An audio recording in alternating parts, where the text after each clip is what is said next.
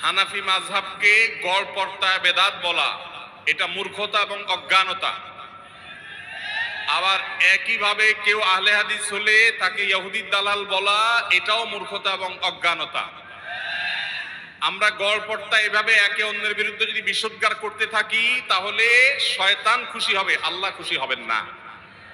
আমরা কোরআন এবং হাদিসের আলোকে জীবন যাপন করব, আমল করব, অন্য ভাইয়ের কোনো ভুল থাকলে সেটাকে সংশোধন করার চেষ্টা করব, কিন্তু কোনো অবস্থাতে ব্লেম গেইম এভাবে এক অন্যকে দোষারোপ করার যে কালচার সেটাতে আমরা গামা খাবো না। আল্লাহ আমাদেরকে হেদায়েত দান করুন।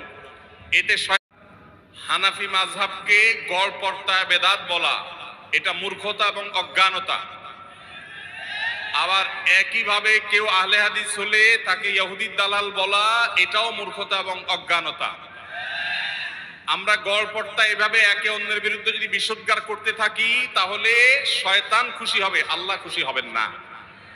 আমরা কোরআন এবং হাদিসের আলোকে জীবন যাপন করব, আমল করব, অন্য ভাইয়ের কোনো ভুল থাকলে সেটাকে সংশোধন করার চেষ্টা করব, কিন্তু কোনো অবস্থাতে ব্লেম গেইম এভাবে এক অন্যকে দোষারোপ করার যে কালচার সেটাতে আমরা গামা খাবো না। আল্লাহ আমাদেরকে হেদায়েত দান করুন।